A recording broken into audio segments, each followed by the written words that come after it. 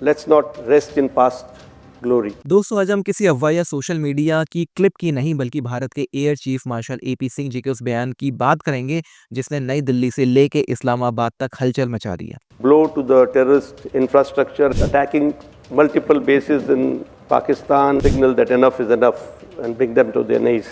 क्योंकि जब भारत की सेना के टॉप लीडर खुले मंच से military power is the ultimate orbit of the national power कहता है तो ये सिर्फ भाषण नहीं होता, ये एक सिग्नल होता है। When I talk about military power, now when we look at what is happening around the world and what has happened in India, which part of that military power which has come in handy? I think I don't have to name it. It is air power.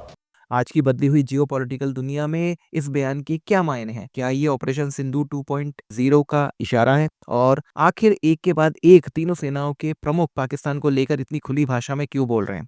Whether it is giving a blow to the terrorist infrastructure and their perpetrators, or whether it is attacking multiple bases in Pakistan in a matter of few hours to send a signal that enough is enough and bring them to their knees. It was air power which did the trick. आज का video बहुत ही गंभीर है, इसलिए ध्यान से देखिएगा। Air chief marshal A P Singh ने अपने भाषण में कहा कि military power is the ultimate orbit of national power, यानी राष्ट्र की ताकत का अंतिम फैसला सैन्य शक्ति ही करती है। उन्होंने साफ कहा कि केवल आर्थिक ताकत या डिप्लोमेसी काफी नहीं होती। अगर आपके पास ताकत है लेकिन उसे इस्तेमाल करने की इच्छा शक्ति नहीं है तो वो संयम नहीं, कमजोरी मानी जाती है। इराक और वेनेजुएला दोनों के पास संसाधन थे लेकिन पॉलिटिकल विल नहीं थी और मिलिट्री रिजॉल्व नहीं था, और यही रीजन था कि ये दोनों देश जिस तरह से अमेरिका इनसे निपटा और आज जो इन देशों की कंडीशन है उसका यही रीजन है। Venezuela, Iraq is one of the examples that, or some of the examples that we have. Anybody can be very economically sound, but cannot be secure.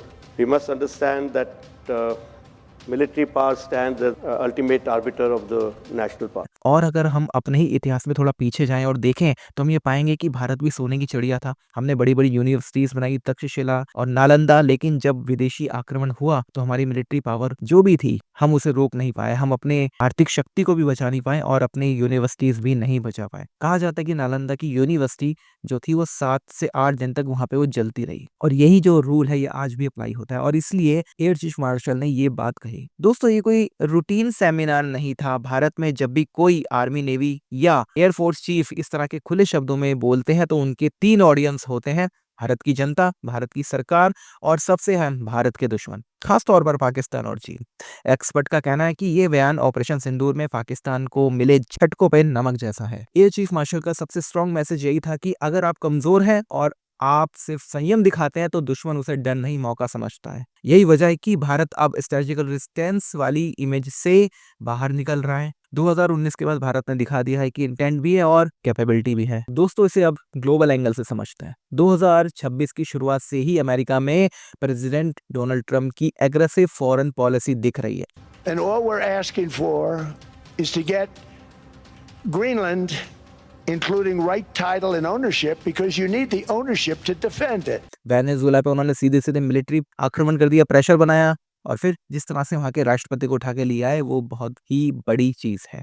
Greenland को लेकर डेनमार्क को वो धमकियां दे रहे हैं और डेनमार्क भी अब अपनी सिक्योरिटी को लेके काफी अलर्ट हो चुका है। ईरान पे वो सख्त चेतावनियां आ रही हैं उनकी। ईरान पे हमला होगा या नहीं होगा ये नहीं पता। ईरान में रिजीम चेंज के भी इंटरनल बहुत सारे इश्यूज चल रहे हैं, लेकिन ईरान का मामला थोड़ा सा अलग है। अब कुछ लोगों का कहना है कि जिस तरह से अमेरिका ने इराक में और सीरिया में रिजीम चेंज करा दिया वैसे वो ईरान में भी करा देगा, पर ये इतना आसान नहीं है। ईरान की जो कंडीशन है वो बहुत ज्यादा अलग है। मैं आपको एक और उदाहरण देता हूँ भारत के हिसाब से कांग्रेस और बीजेपी का। कांग्रेस क्या है? एक पारिवारिक पार्टी है, यानी कि ये है इराक और सीरिया जहाँ पे परिवारवाद था। बीजेपी क्या है? एक कार्डर बेस्ड पार्टी है। यह है ईरान। ईरान में जो खयामी की पूरी गवर्नमेंट है या जो इनका पूरा सिस्टम है ये कार्डर बेस्ड है और बहुत नीचे तक इसकी पकड़ है, इसलिए इसको हटाना इतना आसान नहीं है। खैर बात करते हैं आज की वीडियो में और आगे बढ़ते हैं। अब ये जो डोनाल्ड ट्रंप है इसने जो मोनोरो डॉक्ट्रिन थी उसको अपडेट कर दिया, जिसको ये डोनाल्ड डॉक्ट्रिन अब ये बोल रहे हैं। यानी कि सीधे सीधे बात ये है कि अगर अमेरिका के पास ताकत है तो कहीं पर भी जाके कब्जा कर सकता है, किसी को भी अपनी मिलिट्री प्रेशर ये दिखाएंगे। मतलब साफ है कि बड़े देश अब रूल बुक से नहीं ताकत से फैसला ले रहे हैं। ऐसे में भारत के एयर चीफ का इराक और वेनेजुएला का उदाहरण देना एक ग्लोबल पोजिशनिंग स्टेटमेंट है। अब दोस्तों इसमें पाकिस्तान फैक्टर भी है, पाकिस्तान को इसमें काफी डर भी लग रहा है। पाकिस्तान की हालत देखिए, अमेरिका में इन्होंने लॉबिंग की, भारत को रोकने की गुहार लगाई, बिल्कुल अमेरिका में जाके अमेरिकन के पैर पकड़ लिए। कहा जा रहा है कि 45 करोड़ रुपए इन्होंने लॉबिंग फर्म को दे दिए और उसके बाद सीज फायर हुआ था। यानी कि पाकिस्तानी जो थे वो अमेरिकन के पैरों में गिर गए थे कि भाई किसी भी तरह से हमें भारत से बचा लो। लेकिन अब ये फिर से अपनी उस पुरानी औकात पे आ गए। आतंक के जो ढांचे थे इन्होंने फिर से एक्टिव करने शुरू कर दिए हैं।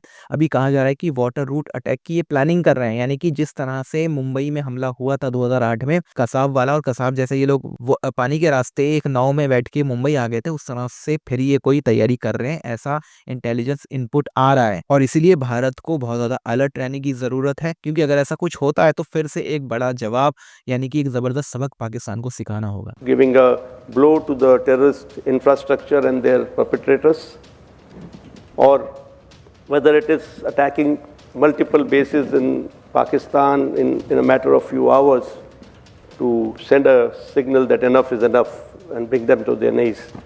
It was air power which did the trick, and that has to be remembered. दोस्तों पाकिस्तान एक ऐसी कुत्ते की दुम है जो कभी सीधी नहीं होगी। अगर पाकिस्तान मजबूत होता तो वॉशिंगटन के दरवाजे नहीं खटखटाता, उसके पैरों में नहीं गिरता। यही उसकी सबसे बड़ी कमजोरी है कि पाकिस्तान की हालत इस सारी चीजों से बिल्कुल क्लियर हो जाती है। अब दोस्तों बात करते हैं सबसे अहम मुद्दे की, भारत क्या कर रहा है, भारत की जो मिलिट्री प्रिपरेशन है वो किस स्थिति में है। पिछले 10 महीनों में भारत ने हाइपरसोनिक मिसाइल टेस्ट किए हैं। ब्रह्मोस का नेक्स्ट जनरेशन पर तेजी से काम हो रहा है, क्योंकि ब्रह्मोस ने क्या हालत की थी पाकिस्तान की वो पाकिस्तान आज तक भूला नहीं है। ब्रह्मोस ने अपनी काबिलियत साबित की, लेकिन अब हमें ब्रह्मोस नेक्स्ट जनरेशन की जरूरत है जिसपे काम हो रहा है। बैलिस्टिक मिसाइल डिफेंस को MIRV रेडी बनाया जा रहा है। स्पेस बेस्ड मिलिट्री सर्विलेंस बनाया जा रहा है, यानी कि सैटेलाइट की जो टेक्नोलॉजी उसकी मदद ली जा रही है और उसे मिलिट्री का जो पूरा हमारा इंफ्रास्ट्रक्चर है हम उसके साथ उसे जोड़ रहे हैं।